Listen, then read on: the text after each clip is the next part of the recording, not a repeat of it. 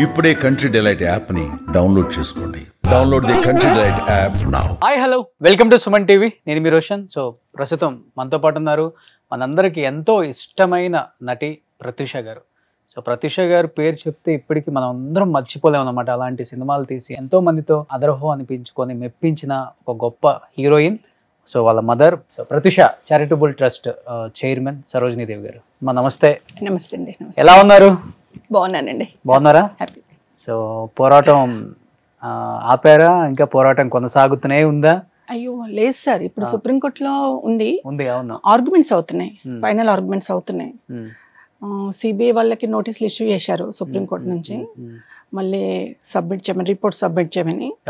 మునిస్వామి రిపోర్ట్ను ఎందుకు మీరు కౌంట్ చేసుకోలేదు, పోస్ట్ మార్టం రిపోర్ట్ని ఎందుకు కౌంట్ చేసుకోకుండా మీరు సబ్మిట్ చేశారు, post mortem report compulsory submit చేయాలి కదని చెప్పి డబుల్ బెంచ్ సుప్రీంకోర్టు వాళ్ళు లాస్ట్ మంత్ సిబిఐకి ఇష్యూ చేశారు నోటీస్.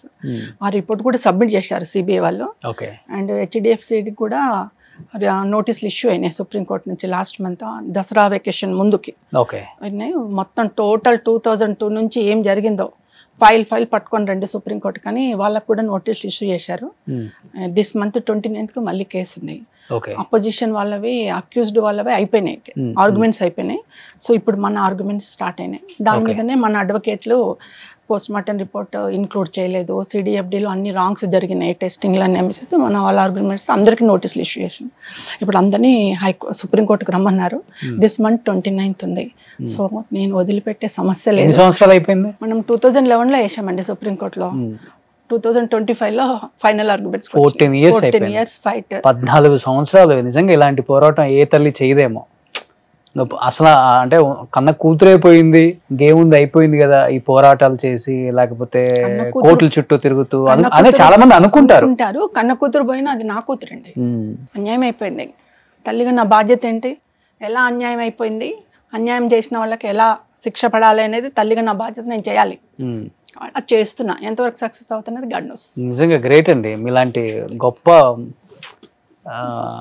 మాతృమూర్తి అందరికీ దొరకదు కదా. నిజంగా ప్రత్యూష ఎక్కడున్నా చూస్తుంటుంది. మా అమ్మ నేను చనిపోయి 8 సంవత్సరాలు అయిపోయినా ఇప్పటికీ స్టిల్ ఫైట్ చేస్తూనే ఉన్నారు, ఏమాత్రం హోప్ వదులుకోకుండా.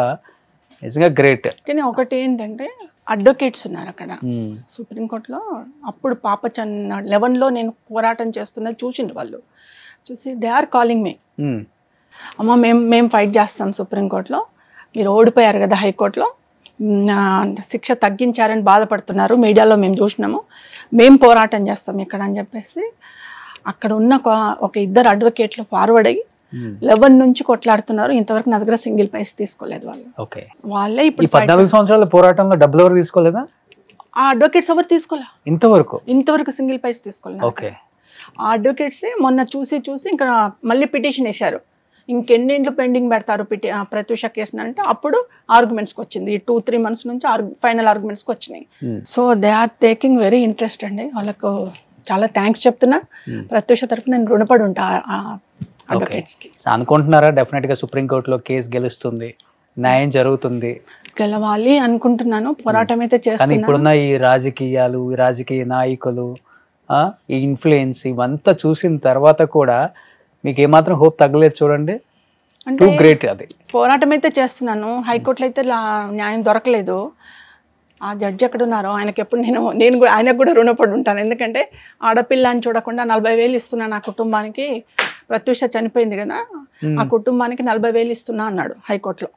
40,000 మంత్ ఇస్తున్నారా? లేదు, 40,000 రూపీస్ అంతే ఇస్తున్నానంటే అప్పుడు నేను అక్కడే ఉన్నాను, కోర్టు హాల్లోనే ఉన్నాను. లేచి చెప్పాను, సార్ నేను ఒక్క నిమిషం మాట్లాడతాను, పర్మిషన్ ఇవ్వండి అంటే చెప్పండి అమ్మన్నారు. నాకు 40,000 వద్దు సార్, ప్రత్యూషలాగా ఆ చివరి అంచు వరకు వచ్చి బతికిన వాళ్ళ అమ్మాయిలు ఎంతోమంది ఉన్నారు. ప్రత్యూష చనిపోయింది కానీ అలా బతికి బాధపడుతున్న వాళ్ళ కుటుంబాలకు ఇవ్వండి, మా పాప పేరు మీద 40,000 రూపీస్. నాకు వద్దు సార్, మీరు చాలా పెద్ద హృదయంతో 40,000 ఇస్తున్నారు, చాలా థ్యాంక్స్ సార్ అని చెప్పాను జడ్జి గారికి. కామైపోయారు ఆయన. కానీ ప్రత్యూషని అంటే మీ మధ్య లేకుండా, మీ కుటుంబంలో లేకుండా చేసిన వాళ్ళు ఎక్కడో కోర్టులోనో బయటో ఎక్కడో వాళ్ళకి సంబంధించిన వాళ్ళు, వాళ్ళ తల్లిదండ్రులు తారసపడే ఉంటాం డెఫినెట్గా. మీరు కూడా ఎక్కువ యాక్టివ్గా తిరుగుతుంటారు. పొలిటికల్ జర్నీ ఉంది, ఇటు పక్కన సోషల్ సర్వీస్ ఉంది. అది చూసినప్పుడు కనీసం వాళ్ళు మీ ముఖం చూడటానికి చాలా భయం, బాధ, లేకపోతే చిన్నతనం ఇవన్నీ కనిపించే ఉంటాయి కదా మీకు? సిగ్గుగా తిరుగుతున్నారు. ఆ బాధ, భయం ఏమి లేవు, ఇవన్నీ కామన్ మాకు సొసైటీలో అన్నట్టు సిగ్గుగా తిరుగుతున్నారు. అవునా? ఓకే. నమస్కారం అంటే మా బాగున్నావా అనుకుంటూ పోతున్నారు. ఓ, వాళ్ళు నమస్కారం కూడా పెడుతున్నారు మీరు? వెళ్తూ ఉంటే ఇలా నమస్కారం నమస్కారం అంట, ఏమా బాగున్నావా అనుకుంటూ పోతున్నారు. సిగ్గుగా తిరుగుతున్నారు. అంటే వాళ్ళ కుటుంబంలో జరగలేదు కదండి ఇన్సిడెంట్, నా కుటుంబంలో జరిగింది. నాకు బాధ, అమ్మాయిని పోగొట్టుకున్న కుటుంబాలకు బాధ. అవును. కానీ ఆ అమ్మాయిలను పోగొట్టిన వాళ్ళకి ఏం బాధ అండి? వాళ్ళకి ఎంతో మంది సిగ్గుగా బతుకుతున్నారు సొసైటీలో. కానీ రాజకీయ నాయకుల దగ్గరికి వెళ్తూ ఉంటారు కదా ఇప్పుడు కూడా, ఇంకా చాలా ఫైట్ చేసావు, ఇంతే ఉంటుంది, మేము కొన్ని వాటికి లొంగక తప్పదు, అంటే రాజకీయ నాయకుల ప్రలోభాలకి లొంగక తప్పదు, ఇంకా వదిలే ఈ ఫైట్ అని చెప్పిన వాళ్ళు లేరా? గొప్ప గొప్ప వాళ్ళే చెప్పుంటారు కదా. అంటే ఏమీ చేయలేని పరిస్థితుల్లో మేము చేయాల్సి వచ్చిందమ్మా, క్షమించమ్మా, ఒక తల్లిగా మమ్మల్ని క్షమించన్న వాళ్ళు కూడా ఉన్నారు. ఆ టైంకి మా చేతిలో ఏమీ లేదు, ఆర్డర్స్ వచ్చినాయి, చేసినాం, చేయకూడదు కానీ చేసినాం, తల్లి మమ్మల్ని క్షమించమ్మా అన్న వాళ్ళు కూడా ఉన్నారు. ఓకే. ఈ కేసులో ఇన్వాల్వ్ అయిన వాళ్ళు ఉంటుంది, డెఫినెట్గా ఉంటుంది ఆ బాధ. ఎంత గొప్పోడికైనా ఏదో ఒక రోజు రియలైజేషన్ ఉంటుంది కదా. ఎవరైనా మనిషే కదండి, అంతే కదా. మానవత్వం అంటే ఎక్కడైతే మృగతత్వం ఉంటుందో అక్కడ మానవత్వం కూడా ఉంటుంది. ఒకసారి కాకపోతే ఒకసారి దాన్ని డామినేట్ చేసి మానవత్వం బయటకొస్తుంది, వచ్చింది కూడా. ఓకే. నిజంగా కొంతమంది మనుషులను చూసినప్పుడు అనిపిస్తుంది, జీవితంలో పోరాడి పోరాడి పోరాడి అలసిపోయిన తల్లి తండ్రి అంటుంటాం, కానీ మీరు జీవితం అంతా పోరాటం చేస్తూనే ఉన్నారు, ఇంకా అలిపోయితే రాలా. అంటే నేను చూడండి, అంటే నేను ఒకటే పెట్టుకున్నా, నా కూతురు చూడండి, నేను చూడాలి, చూస్తున్నా కూడా. పేర్లు అప్రస్తుతం ఇక్కడ. చట్టపరంగా అనుభవించని వాళ్ళు దేవుడి ప్లేస్ లో అనుభవిస్తున్నారు, దేవుడు ఇచ్చే పనిష్మెంట్ అనుభవిస్తున్నారు. ఓకే. చట్టపరంగా నేను పనిష్మెంట్ తేలేకపోతున్నాను, ఎందుకంటే నా దగ్గర అంత డబ్బు లేదు, అంత అధికారం లేదు, కాబట్టి నేను ఏం చేయలేకపోతున్నా. చట్టంలో కూడా అవే ఇన్వాల్వ్ అవుతున్నాయి. ఓకే. సో నేను ఏం చేయలేకపోతున్నా. కానీ దేవుడు అనేవాడు ఉన్నాడు, మీకు ఇప్పటికి చాలాసార్లు చెప్పాను, దేవుడు అనేవాడు ఉన్నాడు, పనిష్మెంట్ ఇస్తున్నాడు, అనుభవిస్తున్నాడు. నేను కూడా అదే అనుకుంటున్నాను, ఒకటేసారి నా బిడ్డ కేసులో ఇన్వాల్వ్మెంట్ ఒకటేసారి చనిపోకూడదు, అనుభవించి అనుభవించి అనుభవించి చనిపోవాలి. ఎందుకంటే వాళ్ళకి అది రెక్టిఫై కావాలి. నేను ఏం చేస్తే ఈ బాధపడుతున్నా, ఈ మానవ శరీరంతో ఇంతగా బాధపడుతున్నా అనేది వాళ్ళ జీవితంలో తెలుసుకొని చనిపోవాలని నేను ఎదురు చూస్తున్నాను.